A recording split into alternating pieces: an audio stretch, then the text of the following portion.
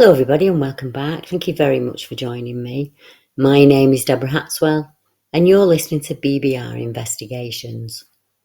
The world is full of legends and lore of the most spectacular of beasts and some of the most horrid. And tonight I'd like to share some of the reports, new and old, that have creeped me out the most. I was in contact with a gentleman this month who had a terrifying encounter with a number of dog-like animals that had human faces. It led me down the road of the Jinmenken, a beast that comprises a dog-like body and a human face. I share the report for the first time, and a number of others that mention this awful mix of dread, and I include a report from a woman in France who came face to face with a towering dogman.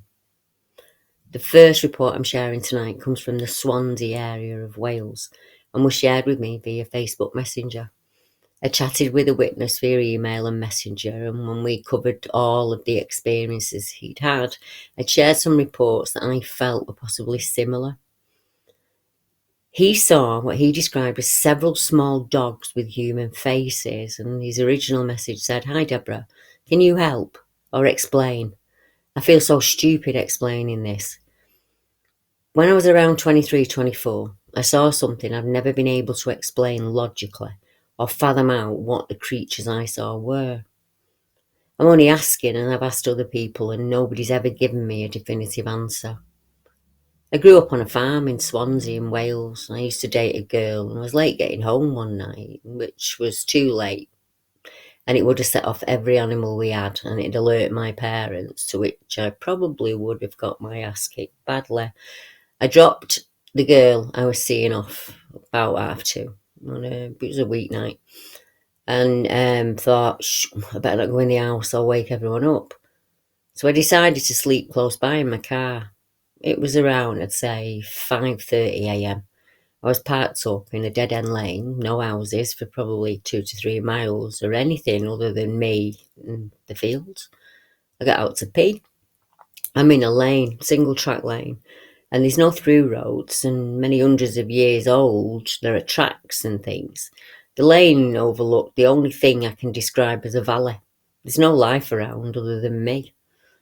I'm having a pee, and at that moment, 4 or 5 dogs came running through the grass up towards me from absolutely nowhere. Small dogs, no particular breed.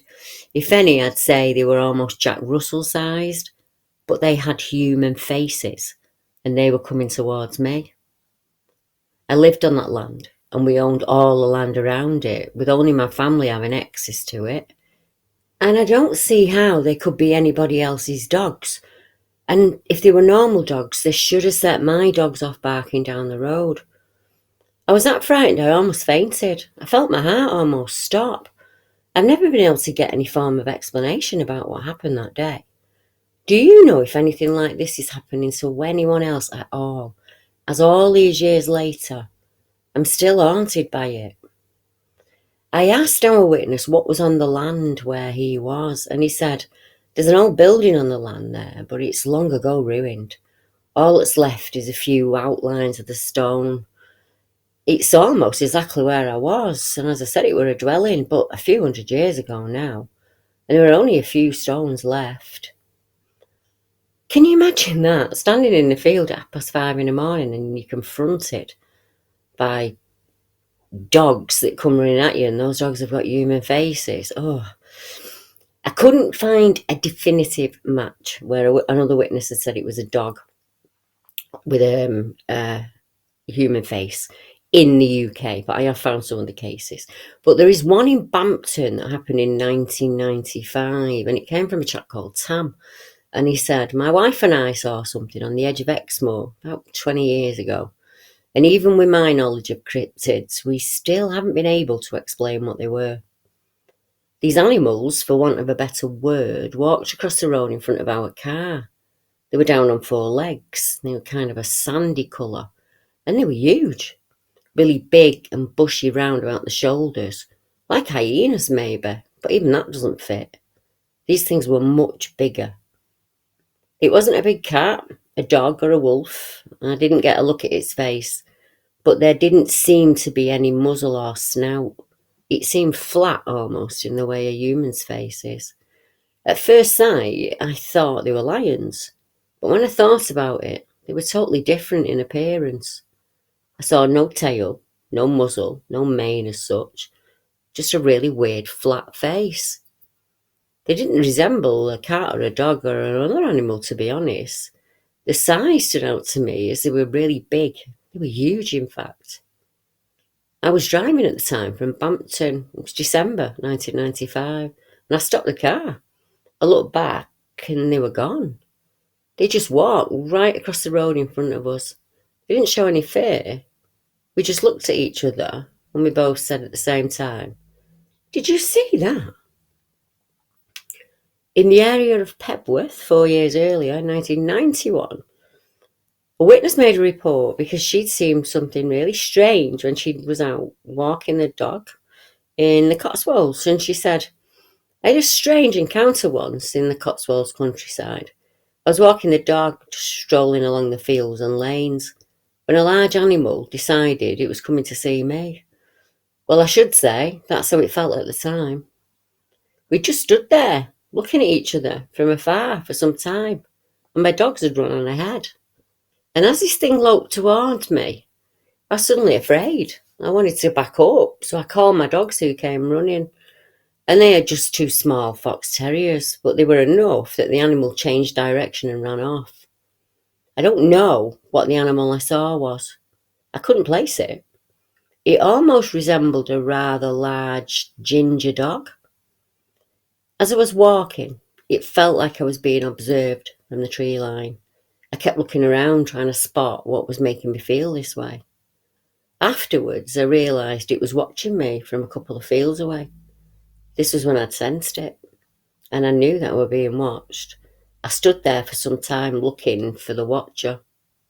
I stood there quietly until finally I saw a gingery head above the long grass, and I sensed it knew that I'd seen it.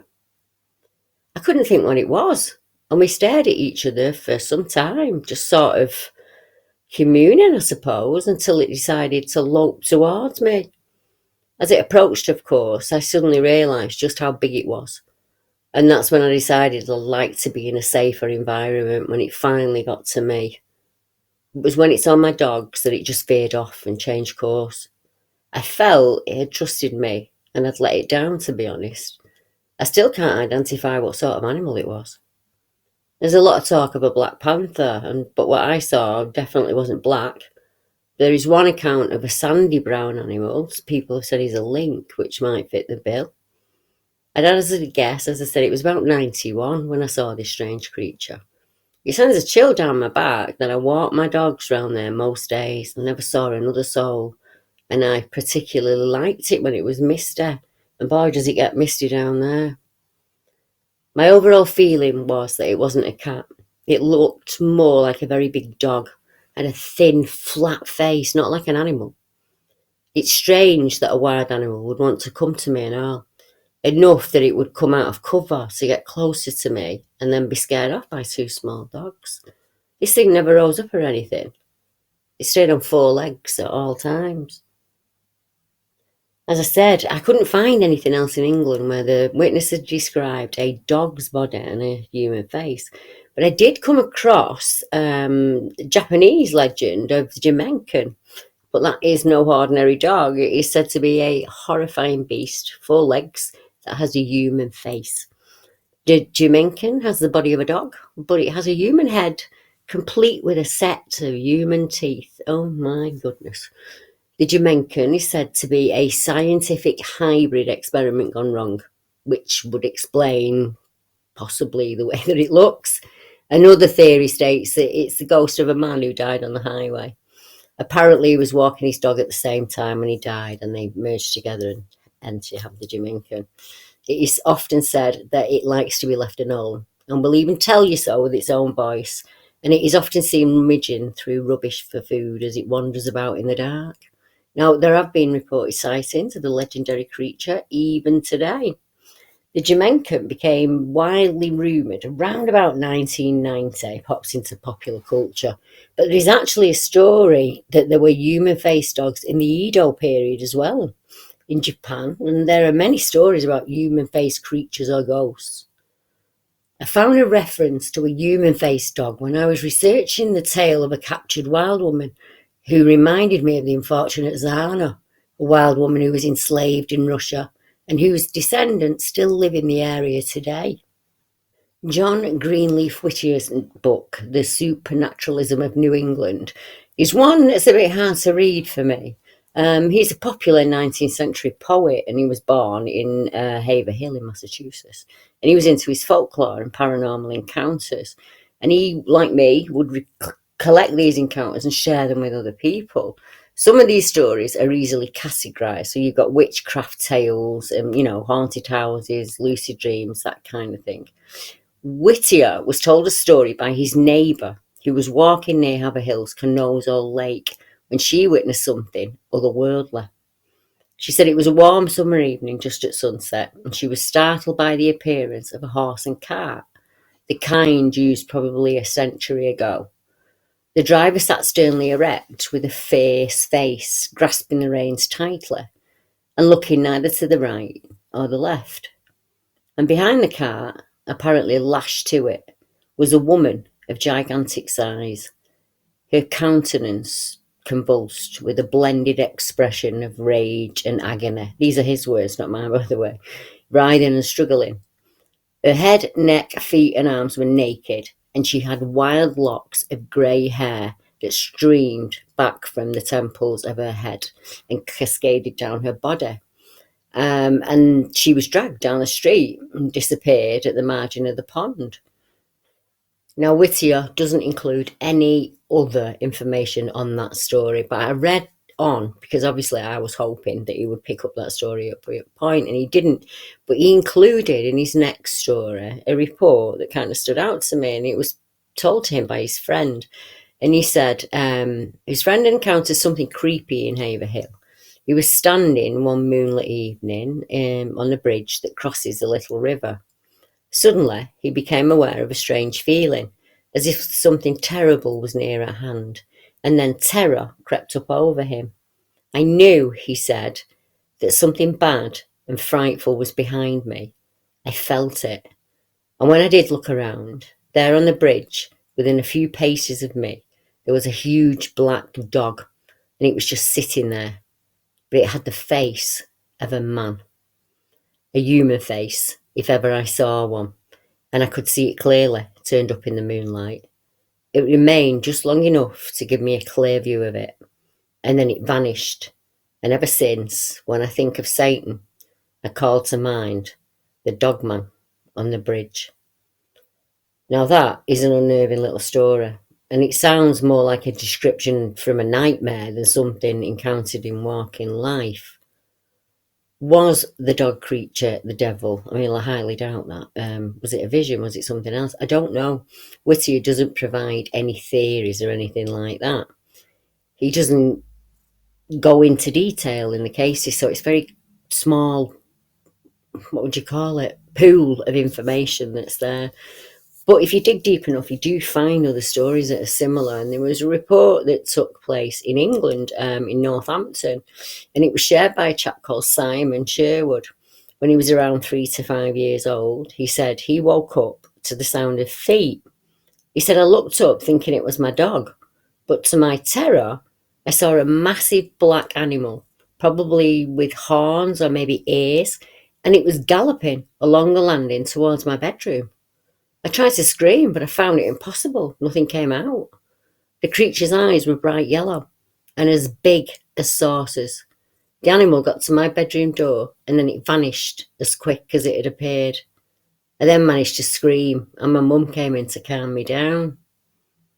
At the height of World War II, a 4-year-old British girl was sent to bed. She couldn't sleep. Sitting on the edge of her bed, staring out the window, the girl began to hear a scratching noise in the room. And then, out the corner of her eye, a massive black dog appeared and trotted in front of her, turning its head to stare at her as it passed between the bed and the window. She said, It had very large, very red eyes, which glowed from inside as if lit up. And as it looked at me, I was terrified and very much aware of this creature's breath, which was warm and strong. Before it had reached the door, it just vanished. There's another account from 1908 from an Englishman who was walking home. He said, I suddenly saw an animal that seemed to be like a large black dog appear quite suddenly out of a hedge, run across the road in front of me. I thought it was the dog belonging to the curate at the church. I was just going to call it and take it home, when suddenly it changed its shape and it turned into a black donkey standing on its hind legs. This creature had two glowing red eyes, which appeared to me to be almost as big as saucers. He said, I looked at it in astonishment for a minute or so, and it vanished. Now, I was recently in contact with a lady who shared her experiences with me. We shall call her Kitty, and she shared her adventures with a certain pack of wolves that she's aware of in her area. The title of this report is Before I Saw Him, I Smelt Him. Witness report. Kitty. Hi Deborah. I heard your talk on dark waters recently and I figured I'd drop you a line about some of the experience I've had. I live in south central Minnesota and wolves or dogmen are not supposed to exist here. But 2 years ago I saw one. And before I saw him, I smelled him. And yes, there was a sense of me being aware I was being watched prior to smelling that scent. It's very distinct and unique to them as a species, and I've come to think of it as doggy Chanel. Lately, I've seen them as they quickly blur across the road. You know those videos where a camera catches what looks like a ghostly wolf running really fast? Well, I can tell you, that's not the camera. That's how fast they really are. It really does look like that. I'm not sure if that's because of their speed, or perhaps they're phasing between one dimension to another, perhaps. The most recent one I saw vanished by the time I drove to the spot where I saw it. There was nowhere for it to hide in the direction that it ran off. There are no buildings or trees for it to hide behind. It ran into an open field, yet it was gone in seconds. I've heard the sound of paws click-clacking behind me, only to turn around and find nothing there. I've smelled them on more than one occasion, and I've heard them. And the first time I heard them howl, they sounded like a pack of wolves, and they were triggered by a UFO lowering over what I think is their hideout. That time when I saw him, they didn't do that weird scream, that yowling thing. When they did it, I felt it in my chest, and it gave me goosebumps. More recently, I've heard them howl, but it's an odd-sounding howl, as if a wolf howl kind of went into pain. Say something had stepped on its tail or something like that. I really can't describe it. I asked a local police officer, and he seemed weirded out by my account of wolves in the area. He said there aren't any, so there are none this far south. I wasn't aware that they'd knock and then hide, as they think it's fun to kind of play with you. Also, I connected with a soldier who's fighting for Ukraine, who has a dogman guardian. One recently threw him immediately off to the side as his foot stepped down on an old landmine. It saved his life. His story's really sweet. He helped a pack member and left them treats, so occasionally they left him a deer as a gift in his backyard. I sure do wish the locals around here were a little braver, a little more adventurous. Me being the only person in town brave enough to walk into wooded areas at night. I tell you, I think the ones around here are watchers, maybe. I was having a serious personal issue when something was messing with me, and suddenly it stopped. And the next night, I heard the click-clack of paws following me to the car. Were they escorting me for safety? I don't know, but I'd definitely be interested in finding out if anyone near me has been having experiences like that. This report reminds me of Evie's experience with the dogman in Jura, France.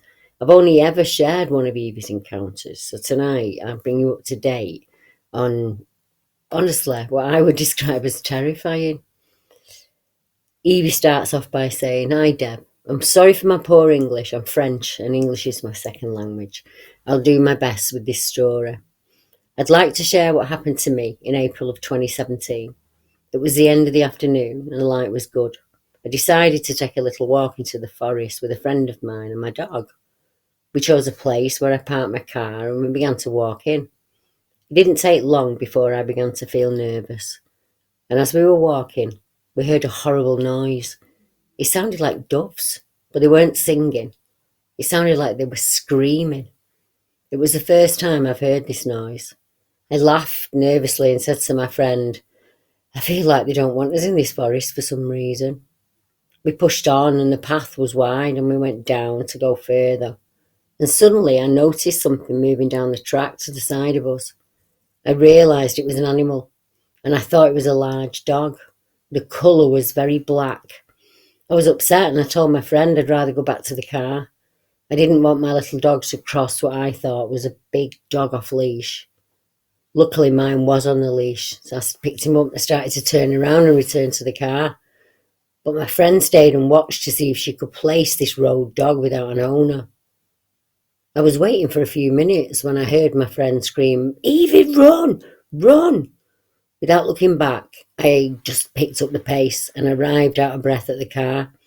I put my little dog in the car, and before I got in the car, I looked down the track and I saw a deep black coloured creature walking into the forest away from us. I was so surprised and so shocked. I couldn't believe it. I could only see the top up to its shoulders of the creature. My friend who joined me at the car explained to me what she saw.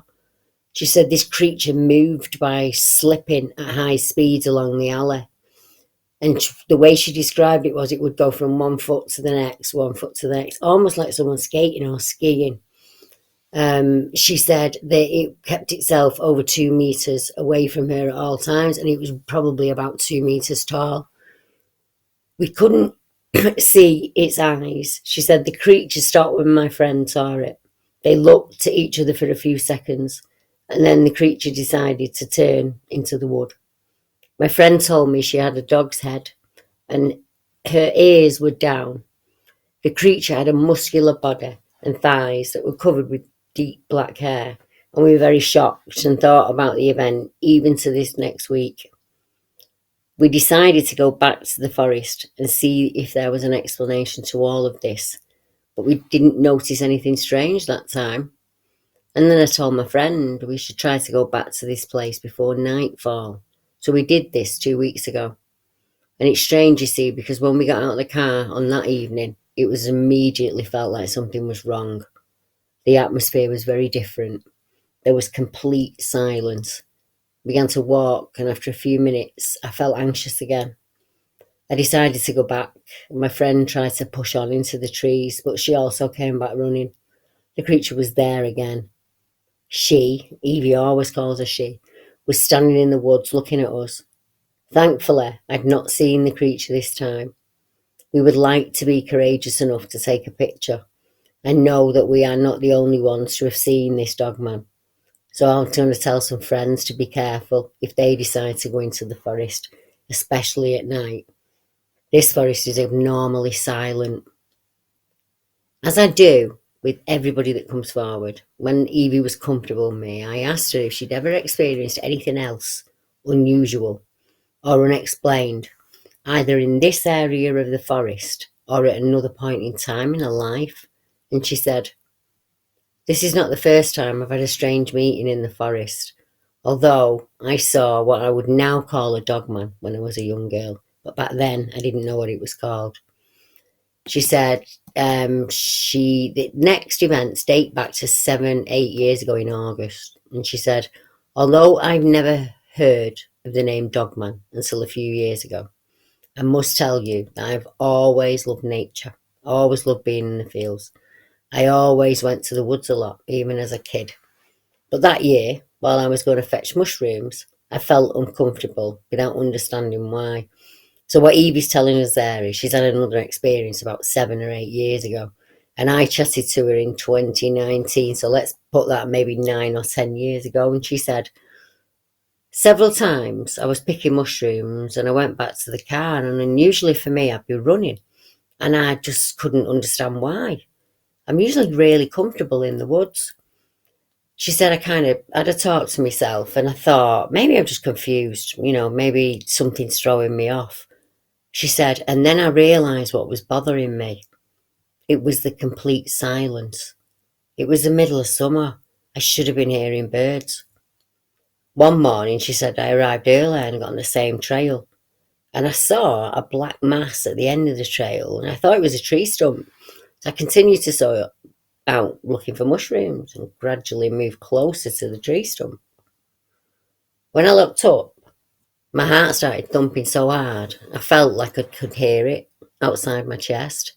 I didn't understand what I had in front of me, what I was seeing with my own eyes. Imagine a human being squatting with their head on the chest asleep, but it wasn't a human being. It was covered with black hair everywhere. It wasn't a boar. It wasn't a badger.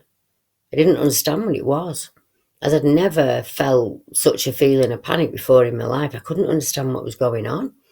I started backing up and praying that this creature would not wake up, and I ran away without turning round. Evie explained that seeing that when she was mushroom picking kept her out of the woods for about 8 years, and it was when she went back that first time in April when she saw that creature, the one that was upright and almost looked like it was skiing. I think she's had a lot of interactions with these creatures over the time, and I think she's been watched a lot. She said, over the years, obviously now I know what a dogman is. I've heard about it and I know that they're dangerous. She said, but I had a need to go back. So I went in with my friend, and that's when I went back in April. She said, and my friend's a medium, so I felt safe with her. So to answer one of your questions, Deb, yes, I think there is a connection, but I think it was with her and not me. Because since I've known her, I'm starting to see some really weird things in front of my house or on my camera at night. My little dog's also seeing and reacting to things I don't see. When he growls, I take a picture in the dark, and there are orbs, coloured tubes and shapes that move around. I explained to Evie that I didn't think the connection was with a friend, to be honest. I think the connection was with her, and it had probably gone on since she was a child. She said, as far as the dogman's concerned, Debbie, it's a very real creature. I really want to know, but I'm scared to go back. She said, but at no time did he show any aggression. He could have got us without any problem. She said he was moving fast with long strides. I know that I will return to the forest despite my fear, she said, but I'm not going in alone. My friend went back to her home in the north of France, and when she was face to face with this creature, she said a small inner voice pushed her to go with it. Come on, come with me. But survival instinct took over, fortunately. My friends told me she remembered a past life experience. She was hunted in the forest by humans. She had 2 wolves that accompanied her, a white one and a black one that protected her. And when she was captured as a witch, the people killed the wolf in front of her cruelly. Eva set out to investigate this creature herself, and after piecing together a number of experiences she had as a child and her later encounters with the dogman, she had a real need to know. So in 2019, she shared a number of reports with me that she'd come across, and she found one by a Dutch lady, and this lady said, now on to my update of my werewolf encounter that happened back in 2017. I love going to the woods at nightfall so much that I've done it at least 3 times this year. Though visiting a forest after sunset or before dawn is still legal here due to current circumstances. She said I would often take a short walk right before sunset and leave when it was almost dark. Wear dark clothes, so creepy people wouldn't spot me easily. I don't know why I'm addicted to these walks, especially nocturnal walks in the wood. I felt a really strong call of the wild, if you want to call it that, since the first time I went off trail in the summer of 2017. When I'd visit the woods, either going off trail or not even the time of day would matter. I'd get energetic and excited to see it. I would even dare to say that I wanted to go hunting on some occasions. So at the start of autumn, I went for another hike in the forest at night. I had to bring my flashlights because it was so cloudy and rainy outside. As always, I went there on my mountain bike, chained it to a pole before I sat off into the darkness between the trees. I saw just the last people walking back to their cars and homes as I walked in the opposite direction. It'd become completely dark when I reached the middle of the forest. I enjoyed the cold, the scents, the sound of the woods. I'd almost forgot about my encounter in these same woods almost 2 years ago. After having set myself down on a wooden bench nearby, I heard the faint bleating of sheep from about 200 metres away from me. I stood up and started to walk in the direction of the noise, mostly because the bleating sounded rather distressed, as if the sheep were panicking, trying to flee. I was already surprised that I could hear it from that far away. But what surprised me at least just as much as that was the fact that I could smell the sheep. The wind was blowing in my direction. But still, I didn't know I was capable of that. I almost questioned if I'm becoming wild. By the way, it's quite normal that you encounter a flock of sheep here in the woods, she said. Shepherds just let them roam. It's common ground. Tonight, the flock was placed on a small moor, about 200 metres from where she was seated. She said, "It took me some time walking around the pen before I could see the sheep, as the flock was hidden by bushes from my direction. Though what I saw when I arrived at the pen kind of shocked me, because not only were the animals running around frantically and trying to escape, but there had been 2 sheep slaughtered, and they were lying in a small puddle of blood. I could see that the throats had been torn open, and that their jaws had seemed to have been pulled. They seemed bigger than those of a dog, or even a wolf would make. There was no signs of the fence having been touched. What I did notice was a scramble of enormous canine-looking paw prints around the sheep's corpses and around the pen, as if the killer had carefully been walking around first, choosing its prey before stepping inside and making its move. The sight was, of course, shocking and terrifying, but weirdly enough, not for me. I wasn't as shocked and scared as I'd expected myself to be. I felt more frustrated about someone or something having been roaming around in my woods. I'd started to see these woods as my second home, my territory. I would have no idea why, that's just how it is.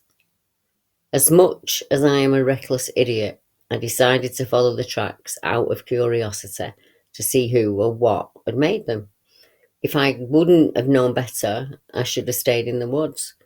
I wouldn't have realised that I might have just been walking into the jaws of death. But I kept following these huge tracks until the trees surrounding me made the environment hard to see. I changed my mind. I could no longer see much at this point. So I whipped out my flashlight and shone it around.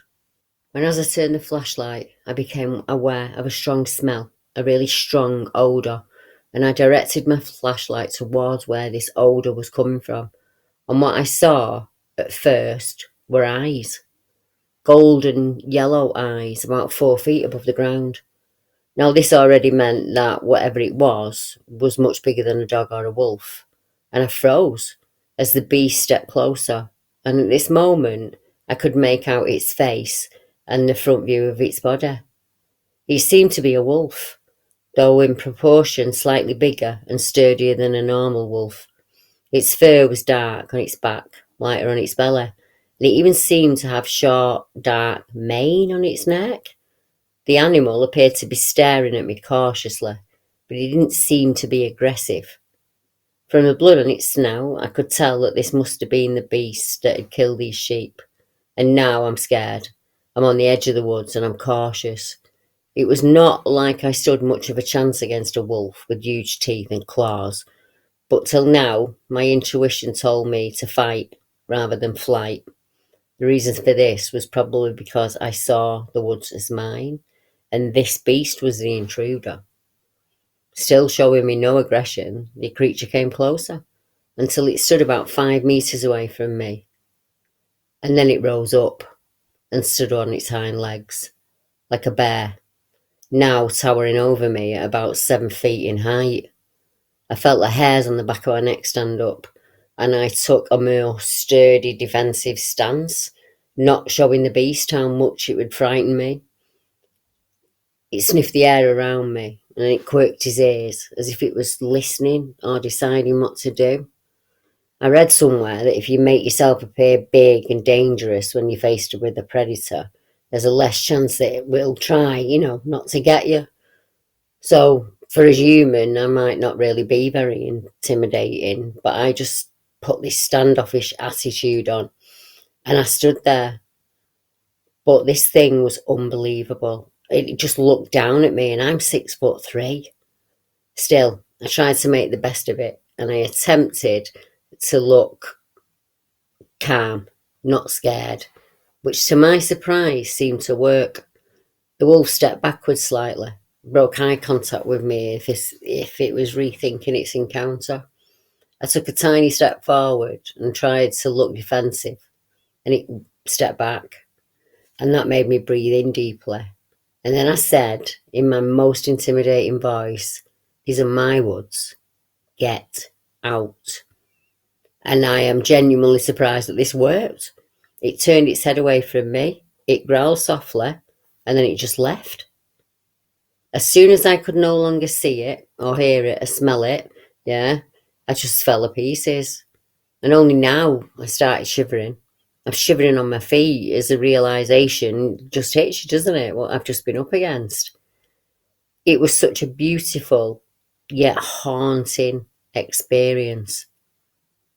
She said, after about 20 minutes of speed walking back to my bike and continuously looking around me, cautiously peering into the darkness, I got on my bike and fortunately made it home. Back at home, the realisation hit me again. I might as well have been as dead and torn up as those sheep. When I calmed down, the questions started coming in too. Why didn't that werewolf attack me? Why did it react like that once it had sniffed me? And most of all, why did I manage to drive it off so easily? Does that beast know something about me that I don't know about myself? What's also strange is that I haven't heard anything in the news, or even in the local news, about the 2 slaughtered sheep in the woods. It's as if it never happened, which perhaps even the shepherd completely denying that he'd lost 2 of its flock members. All I know is I won't be telling anybody in my family or friends about this experience. If it comes in the news after all, I don't think it will. I'm sure people will just think it was a wolf, just like it happened with all the other sheep kills in the Netherlands over the past 2 years. And I'm quitting my walk in the woods for now. I might not be so lucky the next time. She went on to add that in spring of 2019, there were reports of sheep farmers along the Dutch-German border, especially in the eastern Dutch provinces, who were reporting unusual kills. He says the cases had been on the news several times, especially since the farmers suspected the killers would have been wolves. The beast in this case did display some off behaviour for a wolf. Wolves, namely, don't just kill their prey and then leave it behind. Neither would they ever think about fighting one or, several sheepdogs on a normal occasion. They reacted differently. In the southeast, there were 11 sheep killed, 6 of which were lambs, slaughtered, but nothing touched, nothing eaten. There was no trace found from the killer, except deep tooth marks in the torn throats of the dead sheep, as well as one paw print the length of about 7 inches. After those killings, there was a period of silence until there were some new reports of the killings in the east having been done by wolves. The killer of the 11 sheep in the southeast has also been confirmed to have been wolves. She said, "This all sounds a bit suspicious if you ask me." Now, as we know, cattle and animal mutilations are on the increase globally. In most of the cases, a local known predator or a poacher, is usually blamed for the kills. And in most of those cases, the meat, the skin, and the fleece are left behind, not eaten, and not used. Next week, when you tune in, I will be bringing you a new report from the BBR case files of a chap who saw something in the Bollham Lake area of the UK, and a number of other reports. Thank you for joining me tonight, and if you could, when you become a member of my YouTube channel, or follow me on Patreon, or just share this video, like, and leave a comment. It really helps my channel grow. And as I said, I'll be back at the same time, same day next week. Good night, everyone.